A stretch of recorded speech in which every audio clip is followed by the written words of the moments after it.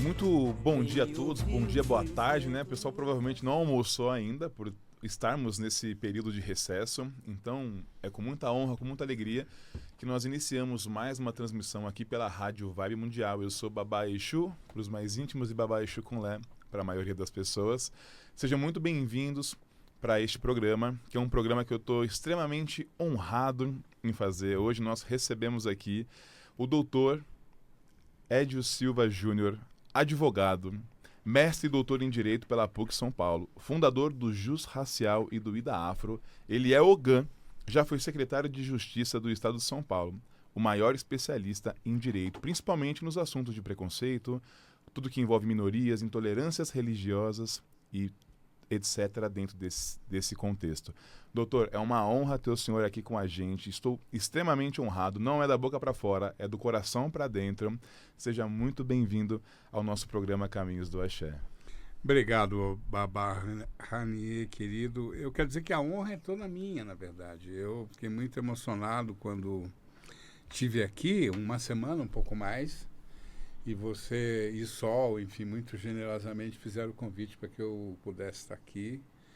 E eu, já quando voltei à rádio, alguns anos eu não vim aqui, e meu querido amigo, meu irmão Zainag, me disse: Edio, tem um pessoal da Macumba que está com um programa bacana lá na Rádio Vibe Mundial.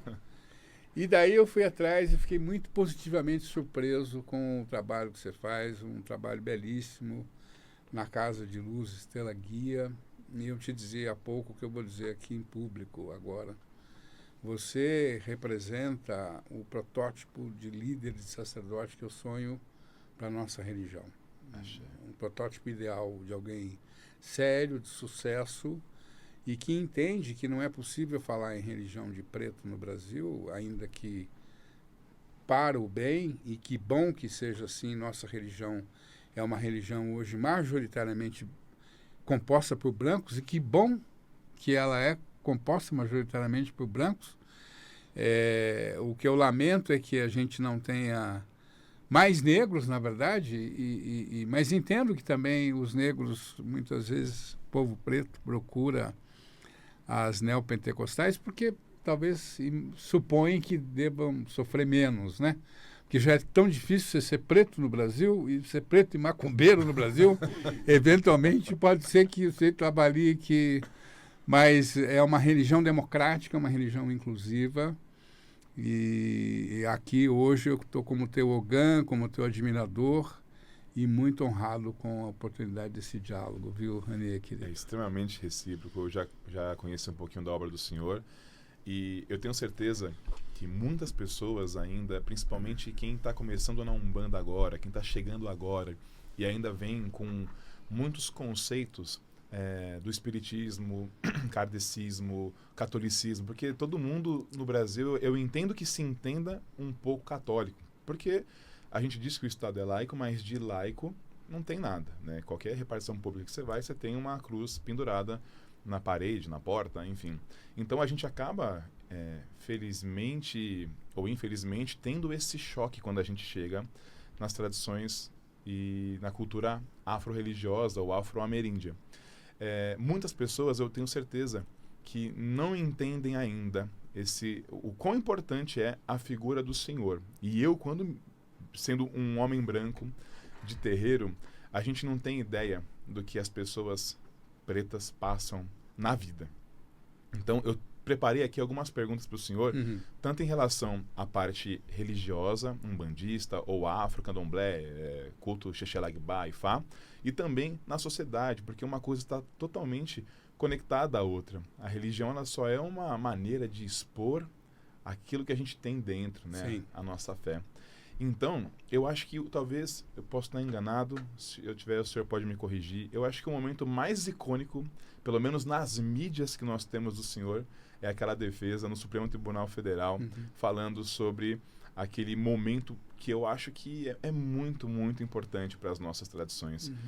Uma coisa que eu sempre falo muito, inclusive ontem, numa mesa de churrasco, estava com a minha família, e eu falei, uma coisa que eu tenho, meu compromisso comigo, com a minha vida, é a imparcialidade, é você ser justo, você ser correto com a sua vida e com as suas coisas. E quando o senhor está ali no plenário, de frente com os ministros do Supremo. E num momento que é complicado, né, pra gente, porque a gente sempre tá como minoria nesse processo. Olho no olho e aquela energia se expandindo. Como foi para o senhor fazer aquela defesa? Renier, meu irmão, meu baba, foi um momento único, de fato, porque aquela ação, nós vimos acompanhando aquela ação desde 2004, na verdade. Aquela ação tramitou no Supremo Tribunal Federal, vindo do Rio Grande do Sul.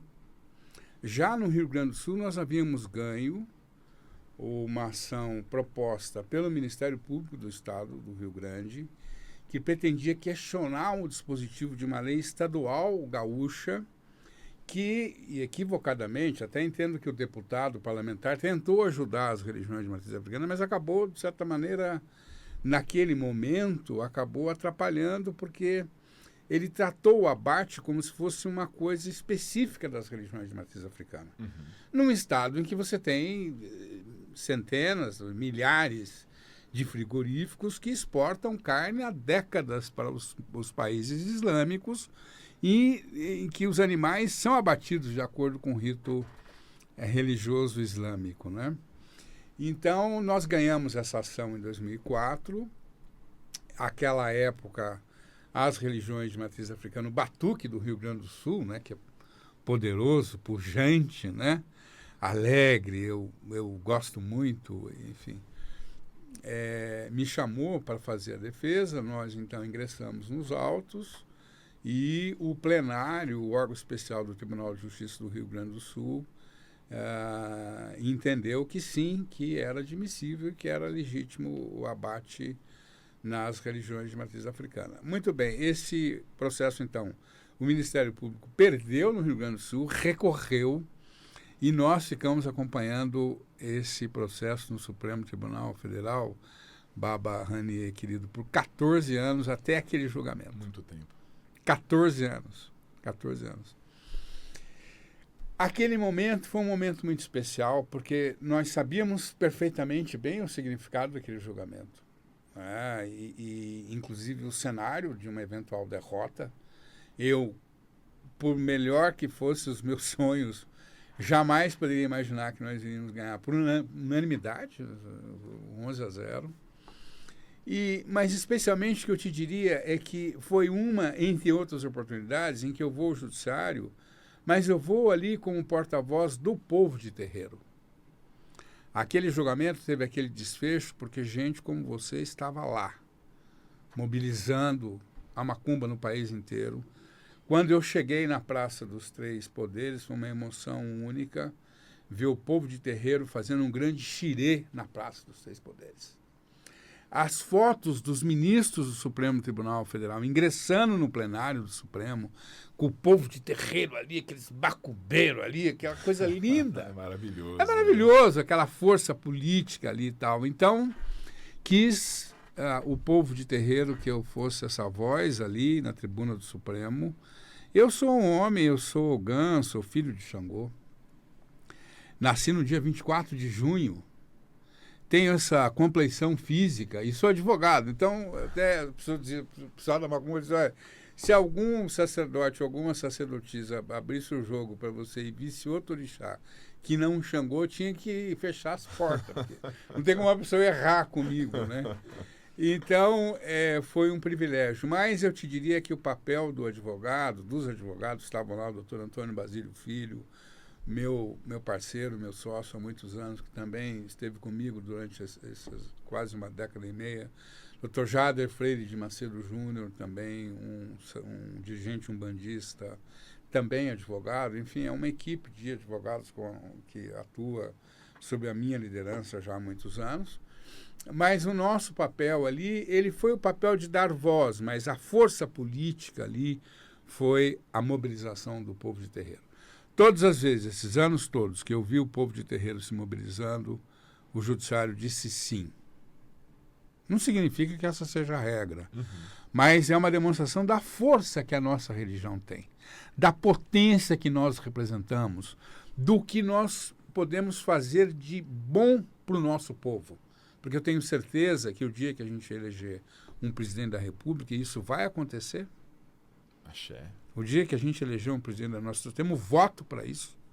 O dia que a gente elegeu um presidente da República, ele não vai chegar no Palácio do Planalto para fazer macumba lá com o Babá, Ranier e meia dúzia de amigos, não. Ele vai governar por país, porque essa é a característica da nossa religião. Nós coexistimos com todas as outras religiões de maneira harmoniosa. Então, foi um julgamento especial, foi um momento especial, mas o meu papel ali não foi mais do que dar voz ao nosso povo. A força política, o que prevaleceu ali foi a força política da nossa religião, do nosso povo. Aquele momento foi incrível, assim, de verdade eu tô arrepiado aqui, provavelmente, vamos ver se a câmera pega, ó, arrepiado com essa energia, com todo esse axé. E, assim, para quem não entende um pouquinho disso, né, o senhor pode me corrigir se eu estiver errado, tramitou uma lei, alguma coisa que queria proibir o abate religioso. Né?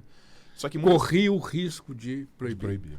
E muitas pessoas entendem o abate religioso como coisa do diabo, coisa do demônio, do tinhoso, porque vai se alimentar de sangue e não sei o quê. Isso é tudo desinformação.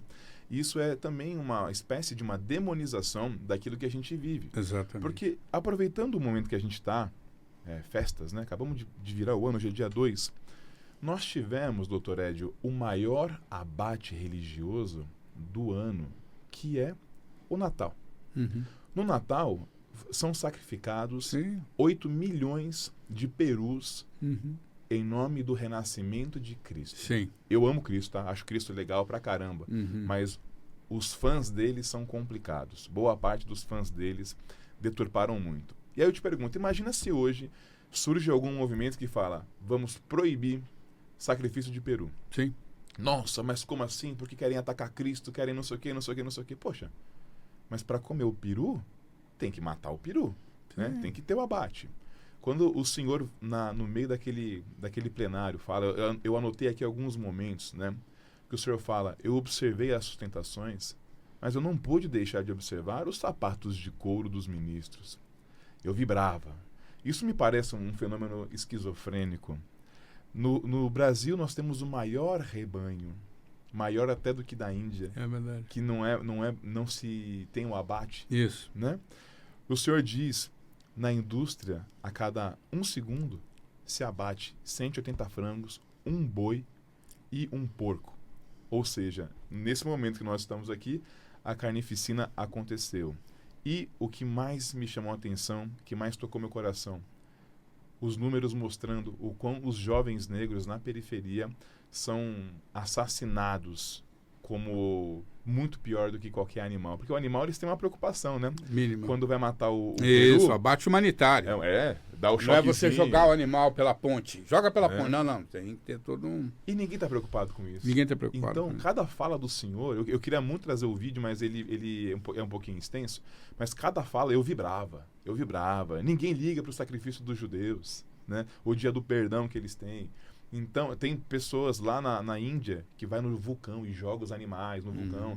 Então, tudo que é do preto, infelizmente, incomoda. É isso. Infelizmente, incomoda. E o senhor foi uma figura maravilhosa dentro desse contexto, desse cenário, que eu falo, né? A gente tem o projeto de montar uma escola mesmo. Muito bacana. Uma escola. Axé. Isso deveria ser passado... Faz tanto tempo que eu sonho alguém dizer isso, da nossa região dizer isso. Eu ganhei o ano, a gente só está no primeiro dia, mas ganhei o ano vindo te ouvir aqui e falar sobre isso, querido. Precisa ensinar isso, porque a gente, infelizmente, compra a narrativa, né? Eu vi em algum lugar dizendo, a história, ela é contada por aqueles que de certa forma, estiveram por cima, né? E, infelizmente, o povo preto, eu não sou preto de cor, mas de alma, eu sou totalmente preto.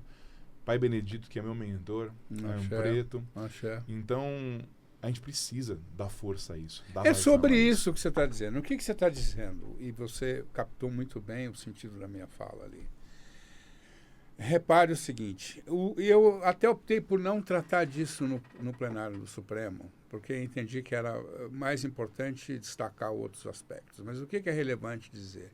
O Pentateuco, os 5 primeiros livros do Antigo Testamento, o terceiro livro do Pentateuco, o Levítico, ele é todo dedicado ao abate religioso de animais.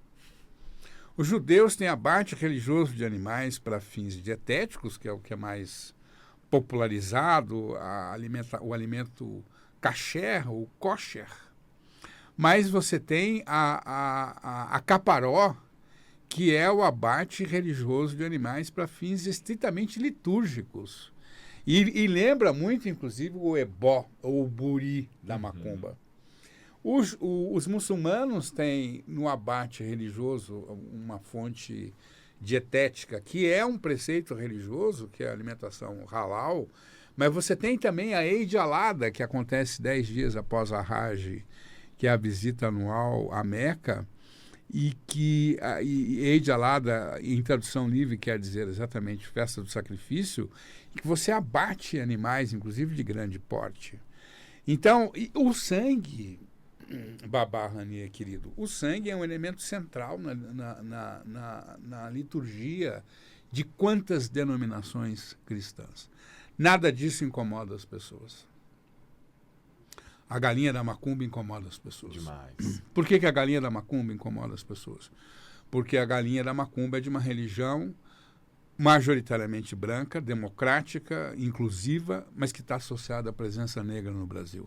É disso que se trata, foi isso que eu quis dizer. E eu quis também chamar a atenção para a hipocrisia, e quero até aqui aproveitar a oportunidade do prestígio que esse programa tem, Babá Hania, para até pedir desculpas para as famílias. Eu tenho sido procurado por algumas famílias que têm chamado a atenção para o fato de que a esquizofrenia, no sentido em que eu utilizei ali, pode estar associada a um defeito moral. Mas não foi isso que eu quis dizer, né? Não foi isso que eu quis dizer. Peço desculpas se alguém se sentiu ofendido. Não foi isso, não. O que eu quis dizer foi o seguinte, que como é que você pode, com a mesma lupa, supostamente com o mesmo olhar, analisar um fenômeno como esse do abate no cristianismo, no Antigo Testamento, no Novo Testamento, na Eucaristia, ou no islamismo, no judaísmo, e não ver problema algum, mas ver um problema quando é praticado por religião de preto. Foi isso que eu quis pontuar. Quis pontuar o seguinte, uma vez, uma passagem muito rápida, se você me permite. Uma vez eu estava entrando num evento, não vou nem citar onde eu estava para não entregar a figura.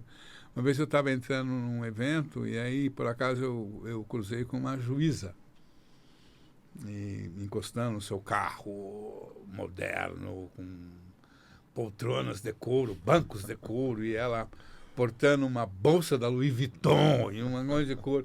E ela disse assim para mim, foi um pouco antes do julgamento supremo, ela disse assim, Edio, olha, você é um cara tão bacana, a gente gosta tanto de você. Mas, Edio, fala para a sua religião não ficar matando uns bichinhos. Eu olhei para ela, eu topo. Eu falei para ela, eu topo. O dia que você vir dizer para mim que você se tornou vegana, que você mudar esse carro aí e não aparecer mais com bolsa da Louis Vuitton na minha frente, eu topo mudar. E os cosméticos que ela provavelmente usa que são testados em animais? Os cosméticos, e vou te dizer, e se ela eventualmente venha desenvolver glicemia no sangue, diabetes, e eventualmente tiver que ser medicada com insulina. Então, é isso que me parece absolutamente comprovador, certificador de que é um olhar seletivo para a nossa religião. É ruim porque está associado a preto. Em qualquer outra ele é aceitável. Então é exatamente isso que você captou com maestria. E eu quero muito que a gente cada vez mais explicite isso. O nosso povo precisa saber. O que eu não sabia, Babá, é que teria tal impacto a minha fala. Porque eu entendia que, mesmo o nosso povo, que as pessoas sabiam que judeu também tem abate, que muçulmano... E as pessoas não sabiam. E eu fiquei surpreso e fico muito honrado, fico muito lisonjeado, porque aquilo impactou os ministros, realmente. Foi de grande impacto aquela fala. Há quem diga que, inclusive, mudou o desfecho do julgamento. Talvez não fosse 11-0, né? Não tenho dúvidas. E foi educativo para o nosso povo, né?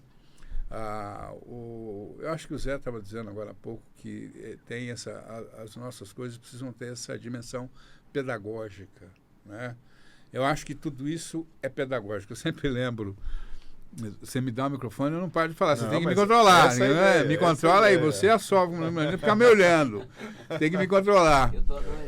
Eu tenho uma passagem super interessante que era um julgamento, outro julgamento. E aquele povo da macumba ali no tribunal, tal, pessoal, tal. E aí um desembargador me procurou assim, quase que sussurrando, sabe? Aquele monte de macumbeiro, tal, e eu vestindo preto. Eu sempre digo para as pessoas que eu acho que eu ajudo mais a religião vestindo preto, que é a nossa beca, do que vestindo branco, que eu adoro. Eu tenho um kit Ogã que eu adoro. Aí o desembargador me procurou, quase que sussurrando, me dizendo: o Edio, você acha que esse pessoal pode fazer uma macumba para mim? Ele me perguntou. Sensacional. Eu disse: olha, desembargador, eu avalio que a probabilidade, maior ou menor, disso vir a acontecer vai estar muito associada ao resultado desse julgamento. Ele vai encolhendo-se na cadeira, né? Vai estar muito associado ao resultado desse julgamento, né? E aí eu disse: olha, longe de mim querer ameaçar Vossa Excelência, longe de mim. Mas eu lhe diria que eu já ouvi falar, eu mesmo nunca vi, nunca presenciei, assim com os meus olhos, nunca testemunhei, mas já ouvi falar, porque eles são tudo branco e velho, então tem algumas coisas que já não estão funcionando a todo vapor, digamos assim.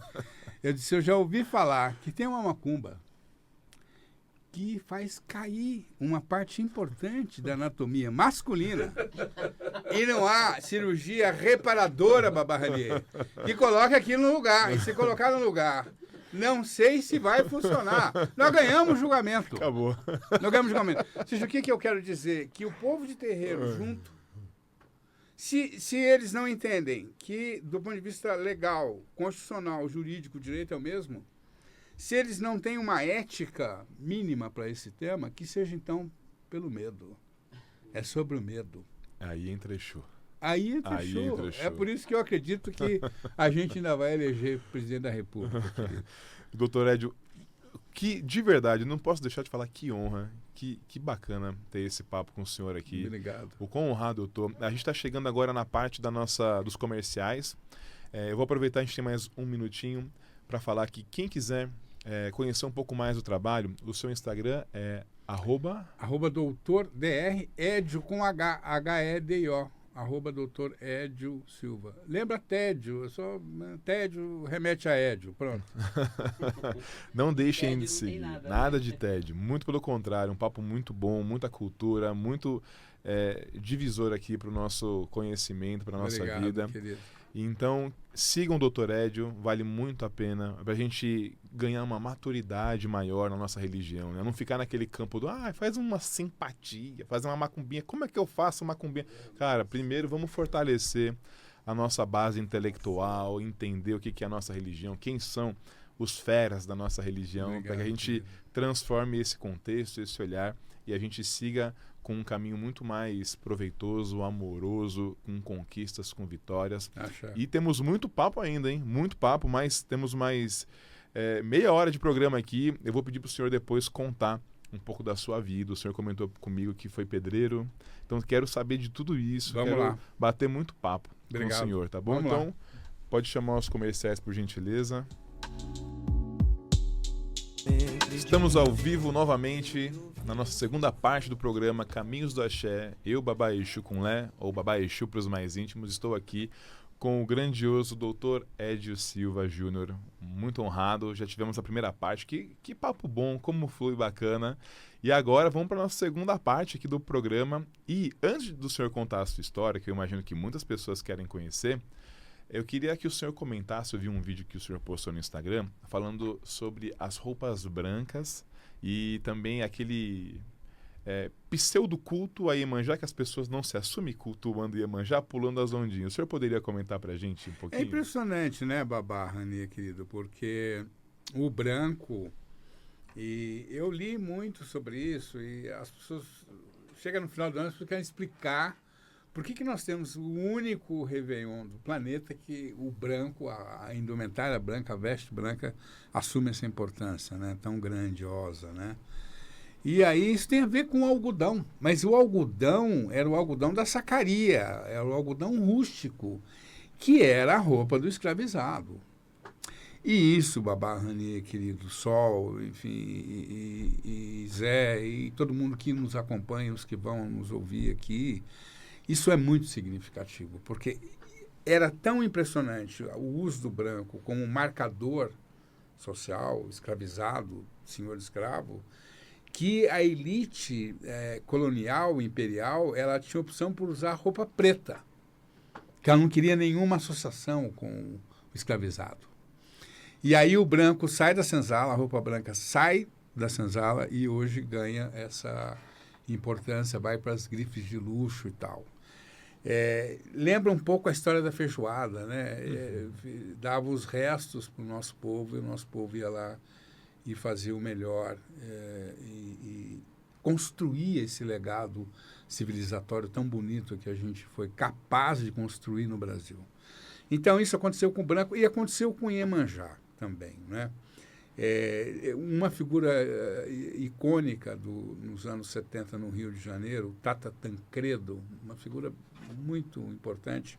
Muito. Começa essa história da festa de Iemanjá, aproveitar a passagem do ano ali, a festa de Iemanjá. Isso em que ano, doutor? Mais ou menos nos anos 70. Tem um livro sobre isso. Eu até, nas próximas vezes, eu quero mencionar o autor, porque entendo que ele deu uma contribuição muito importante para a história da nossa religião no Brasil. E aí, as festas, então, ali nas areias de Copacabana, eram tomadas por velas, enfim, e por reverências a Iemanjá. Os turistas estrangeiros, então, vão se sentir atraídos. Achava lindo aquilo. Achava lindo aquilo. E o setor hoteleiro também começou a achar lindo, porque começou a aumentar o fluxo de turistas para os hotéis de Copacabana, que estão entre os melhores do Rio de Janeiro. Então, você vê que e hoje você vê que a religião está fora do Réveillon de Copacabana, né? Mas foi por conta da presença da religião ali que vai, então, resgatar o uso do branco e tornar isso um símbolo nacional e a festa para Iemanjá. E o que você dizia, Babá, se me permite o tratamento informal. Claro, claro. O mesmo país que durante o ano todo asfixia a nossa religião, na Baixada Fluminense e em outros lugares, se você usar branco numa sexta-feira, você está correndo risco de vida, de ser expulso dali. É o país que no dia 31 de dezembro vai lá reverenciar Iemanjá e vestir branco. Quer dizer, o Gilberto Gil diz que ele sintetiza isso de uma forma poética muito bonita. Ele diz que nosso país é um país africanizado. Então, eu penso que há uma contradição. A intolerância religiosa está aí, o racismo religioso é uma coisa que mata, é uma coisa muito séria. Eu temo muito no curto prazo pelo que vai ser do nosso país, por conta do discurso de ódio religioso. Você não precisa afirmar sua verdade religiosa desqualificando a verdade do outro. Não precisa. Eu tenho certeza que você, um sacerdote de sucesso, não abre as suas giras lá atacando nenhuma religião. Não precisa. Você põe o atabaque, você chama as suas entidades, a tua força está aí, né? Mas eles têm essa coisa do ódio e tal. Mas, além de olhar por esse ângulo, quando você vê a força do branco no Réveillon e a força do rito de Iemanjá no Réveillon, dá para dizer por que é que nossas entidades ainda estão aí. Porque esse povo, que aparentemente é um povo derrotado, quando eu olho por aí, eu vejo esse povo, o nosso povo, como um povo vitorioso. Como diria o Caetano, o grande vencedor se ergue além da dor. E a gente foi capaz de nos erguer além da dor. Exatamente. Mas o senhor sabe, eu tenho uma opinião, mas é uma opinião pessoal, né? Eu acredito que o que falta para a gente de fato é isso aqui que a gente está fazendo. É mostrar, é falar. Porque eu tenho certeza que assim, eu tenho uma teoria. De 100% da população, eu acredito que 30% tem uma coisa muito ruim, muito demoníaca dentro de si, uma perversidade muito forte. Os outros 30% somos nós. E o restante ali do meio é o pessoal que não sabe, não entende, não faz ideia o que quer, o que história que é essa? Por que falam que a Umbanda, ou a Quimbanda, ou o Candomblé é uma religião do diabo? Por que falam isso? Porque não sabe, na verdade. E aí, essas narrativas que são impostas e colocadas o tempo inteiro, fica ecoando na mente das pessoas e, infelizmente, acaba, entre aspas, convertendo para o lado negativo. Sim. Então, eu fico muito feliz de ter essa oportunidade de levar para o nosso público, mesmo que pequeno, esse conhecimento, fazer pensar, né? Porque, infelizmente, Pai Benedito fala muito isso. A gente vive um mundo de ilusões. Muitas coisas que a gente pensa que não é, o que a gente pensa que não é, e existe um meio do caminho que está ali sobressaindo e flutuando. Você tem razão. Então, é muito necessário a gente fazer um trabalho, né? A gente se levantar mais do que para brigar, para educar. Porque eu vejo também hoje muitas lideranças religiosas de terreiro perdendo muito tempo brigando e muitas vezes brigando entre si. É verdade. Você tem dois apontamentos que você me obriga a te interromper. Para concordar com você. Para concordar com você. Primeiro, a aposta que você faz na informação, na educação. É isso. No fundo, e quem fala aqui é um advogado que vai ao judiciário, que diz que a lei tem que ser aplicada, não sei o que e tal. Mas é evidente que esse problema é um problema tão arraigado e é um problema tão enraizado na sociedade que o direito não tem como superar esse negócio. Para a gente superar isso, nós vamos ter que atacar as causas do racismo e não só os efeitos do racismo. E para você atacar as causas do racismo é imprescindível a educação. Não só, mas a educação é fundamental, a educação escolar é fundamental. E a outra coisa que você traz, Babá, Rani, muita propriedade, muita precisão, é o olhar que nós deitamos sobre nós próprios. Esses dias me chamaram para uma palestra, e eu cheguei mais cedo, porque eu costumo chegar no horário dos meus compromissos. Eu cheguei mais cedo, aí estava lá uma discussão que eu levei algum tempo para entender, porque eu estou velho já, algumas coisas eu preciso de tempo para entender. Aí estava lá uma discussão sobre o seguinte: primeiro, se a gente acende vela ou não acende vela. Podemos acender vela, a vela é colonial, é decolonial, é do colonizador. Eu fiquei imaginando, bom, um rito pequeno, um lugar pequeno, um terreiro pequeno. Se eu preciso de fogo, para o meu orixá, Xangô, eu ponho uma fogueira ali dentro e carbonizo o terreiro inteiro, eu uso uma vela, que é o fogo, tá? Enfim. Mas a outra discussão é ainda mais apavorante. Alguém diz, mas eu posso acender vela com fósforo ou com isqueiro? Cara, eu cheguei ali, esses caras tomaram conta de conselho tutelar. Tem bancada evangélica nos 5.400 municípios do país. Tem ministro terrivelmente evangélico no Supremo Tribunal Federal. Tem prefeito, governador, e nós estamos discutindo aqui. Se nós vamos acender a vela, eu falei, olha, gente, vamos fazer o seguinte, para a gente sair desse impasse existencial, que daqui a pouco as pessoas vão começar a ficar deprimidas, e, enfim, vai ficar uma coisa que eu não quero ver. Vamos fazer o seguinte, vamos pegar 2 gravetos e vamos ficar friccionando aquilo até dar fogo. A gente acende com graveto.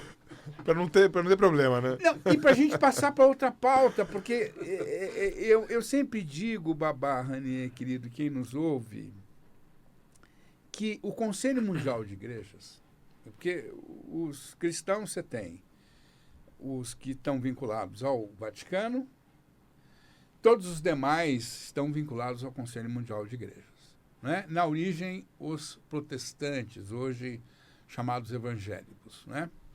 Então, quem não está vinculado ao Vaticano está vinculado ao Conselho Mundial de Igrejas. O Conselho Mundial de Igrejas, ele reúne cerca de 500 mil diferentes denominações religiosas. Ou melhor, 500 mil não, 500, meio milhar. Esse meio milhar, ele vai se desdobrar no mundo inteiro por milhões de outras denominações religiosas. Mas o que significa que, originalmente, você tem 500 que são vinculadas ao Conselho Mundial de Igrejas. O que significa 500 denominações religiosas vinculadas ao Conselho Mundial de Igrejas? Significa 500 diferentes interpretações de um mesmo código escrito, que é a Bíblia Sagrada. É muita coisa, né? Então, porque você tem cristão que batiza criança e os anabatistas. Você tem cristão que guarda o domingo e os que guardam o sábado. Eu, inclusive, Ogan, velho, já fui para o Supremo Tribunal Federal defender adventistas do sétimo dia e a guarda do sábado. E eles sofrem muito por conta da guarda do sábado. E eles não têm um discurso contra a nossa religião.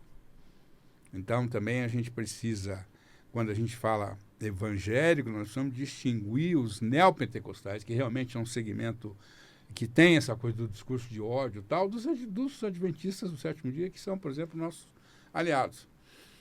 Você tem cristão que faz uso de bebida alcoólica em liturgia, e você tem cristão que proíbe o uso de bebida alcoólica. Então, a diversidade não é uma característica da nossa religião, a diversidade é uma característica humana. A riqueza da nossa religião está na diversidade. Agora, a questão é, o que é que nós fazemos com a diversidade? Sensacional. Sensacional. Eu posso olhar para a diversidade e dizer, não, mas eu sou... O candomblé, a Umbanda tem um pouco isso, mas eu penso que o candomblé tem mais o negócio da nação. Porque a minha... Tá bom, queridão, não, você tem a sua nação, a gente respeita.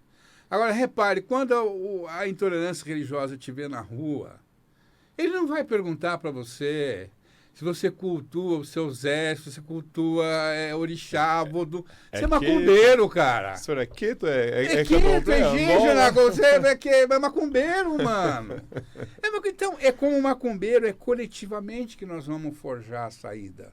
Então, nós precisamos valorizar mais aquilo que nós temos de convergência do que as aparentes diferenças que nós temos.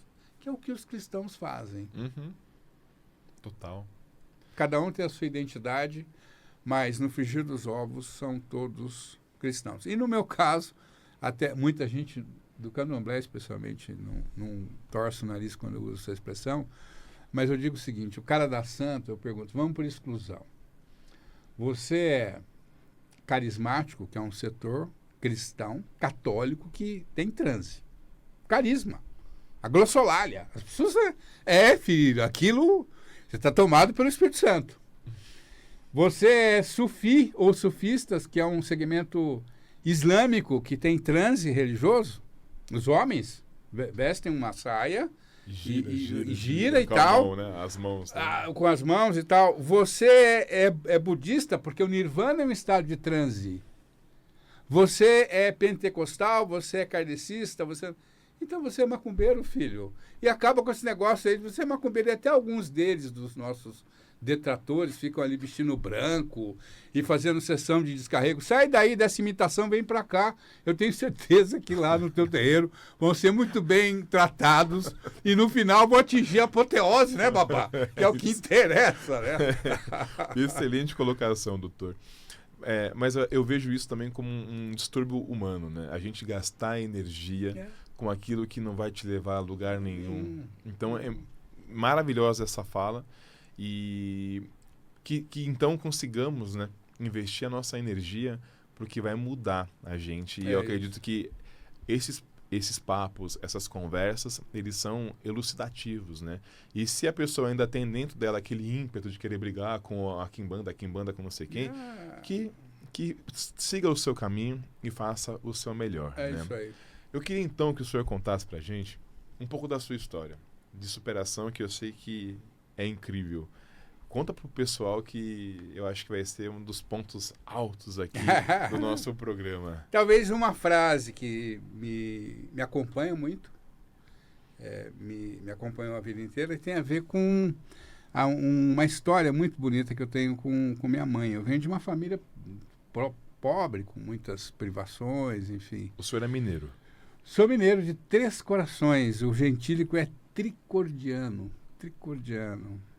E mineiro de Três Corações. E a gente veio para o interior de São Paulo em busca de emprego, no final meados dos anos 60, eu tinha 4 anos, eu sou de 1961, e a gente foi morar num bairro operário muito pobre, com muitas privações e tal, enfim, eu acabei indo trabalhar na obra para pôr comida em casa, ajudar a pôr comida em casa e tal. E fui servente de pedreiro até aos 15 anos. E tinha uma figura, eram muito pretos retintos, assim, sabe? Aquela cor bonita, lisa e tal. E eles tinham os olhos muito esbugalhados, assim, os olhos grandes. Marcantes, né? E o pessoal falava, eles são macumbeiro. E eles passavam, assim, em frente em casa, eu ficava no muro, assim, 7 anos, 6 anos e tal. E tinha uma figura especialmente imponente, que era a Dona Isabel. Aí um dia minha mãe, que tinha uma saúde muito frágil, inclusive um tempo, ela acaba falecendo precocemente e tal. Talvez preocupada com a saúde frágil e querendo saber o destino daquele menino, um dia ela me diz, nós vamos lá, Dona Isabel. Rapaz, eu falei, rapaz, Dona Isabel. Mas era minha mãe, eu confiava na minha mãe pula daí, eu pulo, vou lá com minha mãe e tal. E nós fomos. Era um terreiro... Quantos anos o senhor tinha? 6, 7 anos. 6, 7 anos. E era um terreirinho muito pequeno, assim, 1 por 2 e tal. Tinha uma cortininha de chita, sabe? Um tecido muito popular há um tempo. Acho que ainda hoje é, né? Chita. E uns banquetes, assim, eu fiquei ali no banquete, minha mãe entrou. E eu podia ouvi-la. Porque na minha infância, é uma infância tipicamente brasileira. Minha mãe, meu pai era preto, minha mãe era branca. Minha avó, mãe do meu pai, preta, totalmente católica e aos domingos. E às quartas e sextas, totalmente macumbeira. E minha mãe também. Quarta-feira, a minha mãe era a queridinha da minha avó, do meu avô. Minha mãe totalmente macumbeira também às quartas e sextas-feiras. E domingo de manhã é dia de ir pra missa e tal. E... então eu tenho a memória do seu Jorge benzedor, eu tenho a memória de minha mãe cuidando uma bronquite de minha irmã, com simpatia, tinha o negócio da ruda, enfim, tinha todo esse conjunto de elementos que a gente não vai identificando com a religiosidade africana, com a fitoterapia que vem da religiosidade africana, enfim, com tudo isso que você dizia que a intolerância religiosa, ela suprime essas informações exatamente para construir uma narrativa que demoniza a nossa religião, né? Então, tudo isso está ali, eu estou ali esperando a consulta da minha mãe. Com certeza, na hora que minha mãe sair da consulta, nós vamos embora. E eu estou ouvindo a Dona Isabel falando, e minha mãe e tal, isso levou lá uns 10 minutos. Aí minha mãe saiu, abriu ali aquela cortininha de chitão, já fiquei de pé. Pronto, agora nós vamos embora. Ela falou, vai lá falar com a Dona Isabel. Eu disse, não, tô achando que vocês estão indo embora e tal. Não, vamos lá falar com a Dona Isabel. Bom, ela é minha mãe, né? Minha mãe... Mamãe tá falando, vamos fazer. Mamãe tá falando, vamos fazer. Eu entrei. E foi muito marcante, assim, a imagem de era um congá, né? Um congazinho ali, as imagens, as velas e tal, e aquele cheiro de ervas e de velas e tal. E aí ela me benzeu e tal, e aí a gente foi embora. No caminho, eu posso descrever, como se fosse ontem, a expressão de alívio e regozijo na face de minha mãe.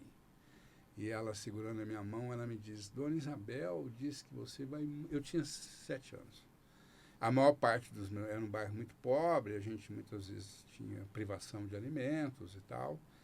E a maior parte dos meus amigos já foi tragada pela violência, pelo alcoolismo, enfim, pela prisão, etc. Então, é esse contexto que eu vou ouvir aos 7 anos, minha mãe me dizendo, Dona Isabel disse que você vai muito longe. minha mãe me disse. Que lindo, hein? Que coisa maravilhosa. E, bom, enfim, o menino saiu dali, estudou, fez mestrado, doutorado, estudou fora do país, foi o primeiro secretário de Justiça preto e macumbeiro na história do estado de São Paulo. Axé. Então, não sei se fui longe, mas, de todo modo, em todos os momentos de adversidade, essa frase de Dona Isabel, que minha mãe reproduz para mim com aquela expressão de esperança, ela me manteve inteiro e ela me impulsionou a vida inteira. Não é? Então, religiosidade tem a ver com isso. O sentimento religioso tem a ver com a constituição da pessoa, com a história da pessoa, com a memória familiar e afetiva da pessoa. É por isso que ninguém tem o direito de ofender e brincar com o sentimento religioso. Então, minha história com a religiosidade vem daí, e é por isso que eu me sinto muito honrado em poder, como advogado, dedicar uma parte do meu tempo para essa litigância, que é uma litigância pro bono, uma litigância que a gente faz por paixão à nossa religião, e a forma que eu tenho de render tributos à minha mãe, né? A Dona Isabel, minha mãe, ficou só com a parte ruim da vida. Quando a vida ficou um pouco melhor, ela já não estava aí para usufruir de um conforto mínimo e tal, né? Mas eu tenho certeza que onde ela está, a minha obsessão é que ela esteja orgulhosa do que ela fez com o filho dela. Com certeza ela está muito, viu, doutor? Muito, muito. Não só ela, mas tenho certeza que nós aqui, o pessoal que está vendo e ouvindo, é motivo de muito orgulho, de muita admiração. Obrigado. Sem contar que eram outros tempos, né? Nós estamos vendo aí de Começo 50... de 70, começo dos anos 70. 50 anos atrás é outra pegada, né? Outra história, anos 60 ainda não difícil. Era cool, não era moda, de certa forma, ser macumbeiro. Hoje é meio cool, né? Meio moda. Quem é mais descoladinho vira macumbeiro, assim de uma velhinha. Vai pra balada. E a gente tem muito pouco tempo, o papo passou... É porque eu falo muito... demais, não, você não é me porque controla é bom. também. Precisamos de informação. Você não me controla também, você tem que maravilhoso, controlar meu maravilhoso. tempo aí. Só para finalizar, um recadinho assim que eu queria. Primeiro, eu queria agradecer mais uma vez, foi maravilhoso. Inclusive, se o senhor puder e quiser, eu quero marcar um segundo encontro sem hora para acabar, para a gente ficar ali conversando. Vai ser um prazer. E eu queria saber assim que o senhor pudesse dizer para o nosso povo, né, o povo de terreiro, o povo preto, o povo branco que se sente de alma preta, o que o senhor acha que nós poderíamos fazer para dar uma virada, uma guinada, tanto na nossa vida, quanto também na nossa história, a história da nossa religião. E eu geralmente faço um encerramento, mas eu quero que a sua fala seja o encerramento. Então eu já queria agradecendo o senhor por ter estado aqui com a gente. Foi muito bom. E siga nas redes sociais, @doutor Dr. Edio Silva. Dr. Edio Silva. Então, muito obrigado mais uma vez. Eu queria encerrar então o programa com essa fala do senhor. Olha, eu traria para nossa conversa uma mulher preta, Manhaninha, do Eliaxé Opô Afonjá. Manhaninha, na segunda metade dos anos 30, visita Getúlio Vargas. À época, a capital da República era o Rio de Janeiro, o Palácio do Catete. E todo mundo falava dessa visita de Manhaninha ao Getúlio Vargas. Como é que é isso aí? Uma mulher lá do Eliaxé Opô Afonjá, preta, sem escolaridade, pega um navio em Salvador e vem ao Rio de Janeiro, a capital da República, conversar com Getúlio Vargas, presidente da República, promotor de justiça, filho de um general do Exército, nascido em Santa Maria, no Rio Grande do Sul. Quem é essa mulher para vir falar com Getúlio Vargas? E alguém dizia, não, porque Oswaldo Aranha. E realmente, depois a história provou que o ministro da Saúde dele, de Getúlio Vargas, Oswaldo Aranha, aliás, a família mora em São Paulo e é do Candomblé, é da nossa religião. Alguém dizia, não, Oswaldo Aranha marcou, ele entrou pela porta dos fundos. A historiadora foi lá e resgatou que ela entrou pela porta da frente do Palácio do Catete. Ela estava na agenda do presidente da República e ela senta com o presidente da República e diz, eu sou em 1935, 36, o senhor precisa acabar com a intolerância religiosa no Brasil porque a gente não aguenta mais. Repare como uma mulher sem escolaridade sem cargo político, sem voto. Ela sai de Salvador e vai para o Rio de Janeiro com essa altivez lutar contra a nossa religião. Se uma mulher preta pôde fazer isso nos anos 30, o que hoje nós não podemos fazer? Axé. É isso aí. Axé. Muito obrigado a todos. Axé.